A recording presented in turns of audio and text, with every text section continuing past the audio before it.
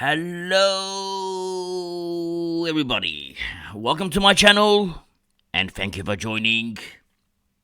Now, in today's episode, everyone's been hammering me. Okay, team review. Give me a team review. Just coming down. Okay, I was waiting. Okay, my spuds. They're very shy, okay? They don't want to come out, but yeah, they're ready, okay? I've got them used to the camera right now. We got the old iPhone out. Actually, it's not the iPhone. We can't afford iPhones. But anyway, we found something. Start again. Hello, everybody. Welcome to my channel, and thank you for joining. Now, in today's episode, I've had so many requests that want to see my spud team, okay? And I don't know what's wrong with you guys. What do you want to see, a bunch of spuds? Anyway, my spuds have been very shy. They don't want to be, they don't want to be on camera. They're very shy, but it's time. The time has come. I said you got to play AFL. You need to be on camera, okay? So they're ready. They're ready to be shown. So without any further ado, okay, let's get to the plan first. Because if you don't listen to the entire plan, the team means nothing, because this team is structured with a plan, and you're going to understand what I'm talking about. Because when you say a team, you say, oh, well, these players are all missing. Well, where's this one? Where's him? Forget it. There's a plan. There's a method to the madness. Okay, so you have to listen to the plan. Now, when you build a house, okay, I'm not sure if any of you have ever built or had a house built, okay, as an owner builder, okay, but if you've ever seen building a house, you require a lot of people involved, okay. You got the architect, you got the plumber, the electrician, the cabinet makers, you got the bricklayers, you got everything, you got concrete slabs, you got the whole works. So when you build a team, the first thing you need is a plan, and that's like having the architect for your house, okay? So let's start with the plan, okay? Now, number one, all right? What does our team need? What do we need in Supercoach that's going to make us at the top end? What do we need, okay? Well, we need trades, okay? But besides the trades, we need points. Okay, so points is vital. All right, number two, we need cash. If I can spell it correctly, okay, cash. Because no money is a no honey, okay? Just, that's how it goes, okay? If you happy wife, happy life, just come down. We need cash, okay? Now, number three, what else do we need? Well, for starters, that's all we need, all right? But at number three, we need job security, okay? The workers want to make sure they have work, okay? We need job security. So these are the three major things we need right now, okay? Points, cash, and job security. Now, going by this, okay, we're going to build a structure, all right? Now, the structure is structure. Now, if you don't understand what structure means, all right, because you may hear the term structure. What does that mean? What is structure, okay? What's this person talking about? This is a super coach. What do you need structure for? Well, just come down. You need structure. Now, structure, all right, let's put this down. Well, what you do is structure, you maximize points all over the field, all over the ground, all right? So what you want your highest scoring players on fields, and you want your spuds on the bench. Okay, that's how it works. That's structure. Okay, so all the spuds are on the bench, all right, and we have our high scoring players on the field. I mean, there's no point having Bont on the bench, okay, when you got Bont, so you must have him on field, right? Well, that applies to your rookies as well. You want the high scoring ones all on the field. So we're going to try to build a structure where we have our best players all on the fields. Now, another thing we need to work out, all right, is how much cash do we need, all right? Like, how much cost this one, okay? How much cash do we need? How much cash do we need to win the whole tournament, okay? That's what we need to work out, because you can save up $20 million, okay? I've never seen it done, okay? But maybe you can, right? Maybe one day someone will do it. But let's say 16 mil, even that's rare, okay? Even 15 mil is rare. It's hard, but it's not rare. It's hard. Let's say you saved up 15 mil, okay, to have the best team.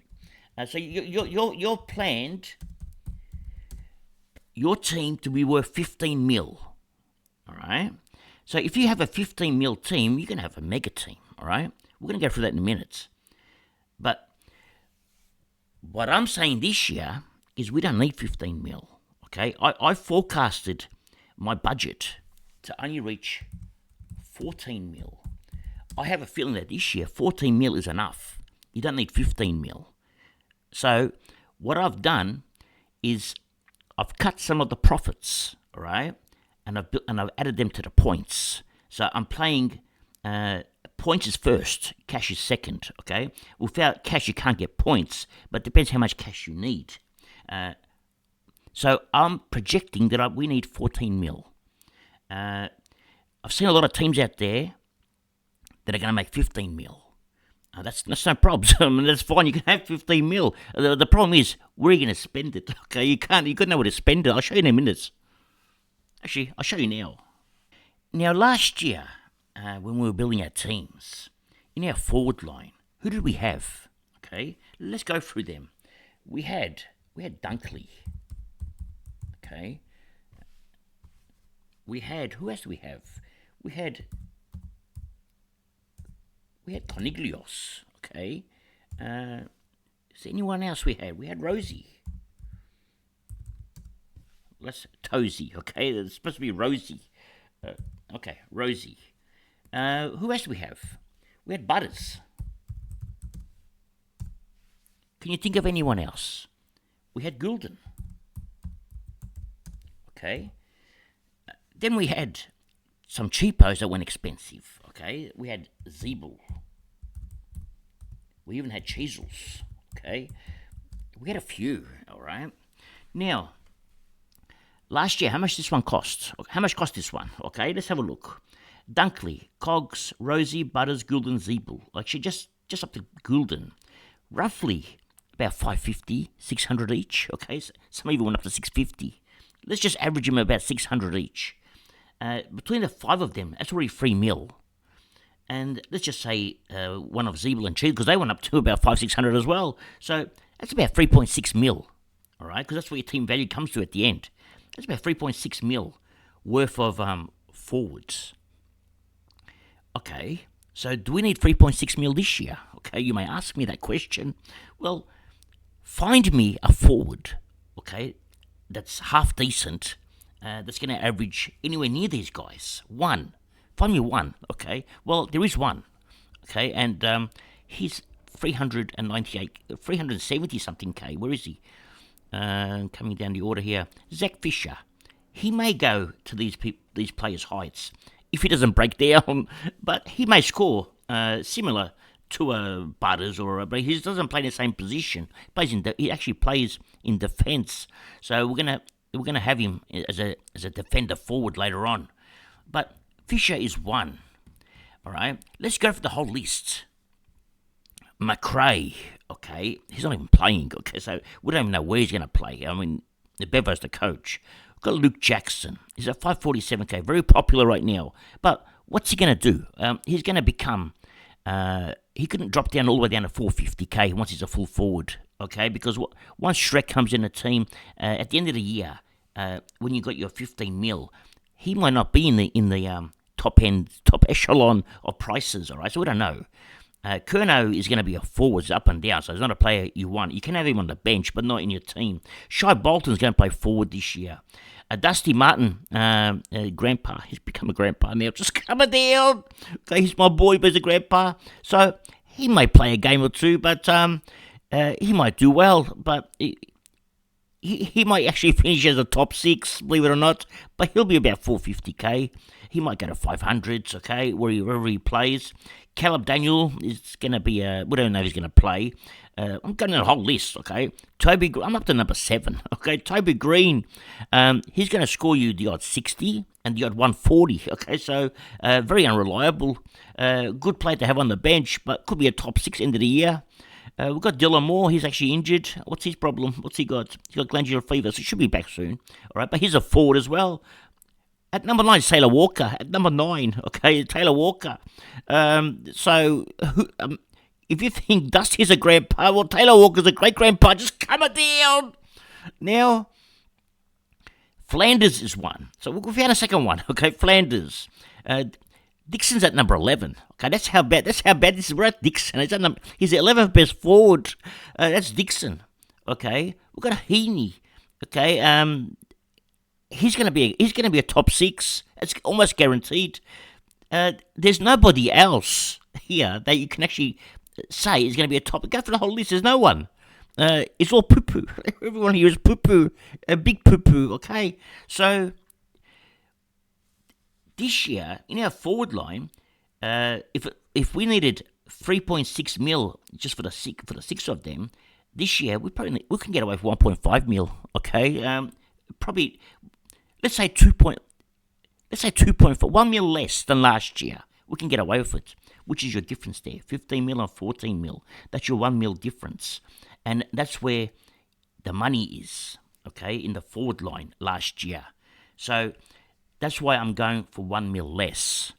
And I'm trying to get the points. Now, one more thing to consider now. We have 200,000 people playing this game, okay? And from what I've seen a few different variations, okay? But I would say 75% of the teams have a very similar, maybe even 80%, actually, it could even be 90% of the teams that I've seen have a very similar structure, okay? There's nothing wrong with the structure, okay? I'm not saying your structure is wrong, but it's a similar structure. So what that means is, out of the 200,000 people, if it's 90% of what I've seen, if we go with the same mathematics, you're pretty much up against 180,000 people, okay? So if you go by 90%, if you go by 50% even, it's 100,000 people with a similar structure to yours, or to the common, right? So we've got to build a structure in our team that's different, that's either going to outscore everybody, or it's going to go down the gurgler, okay, down the drain. It's going to become poo-poo, okay? But it's better to have a crack when you got this opportunity, because there aren't many years where you get this opportunity.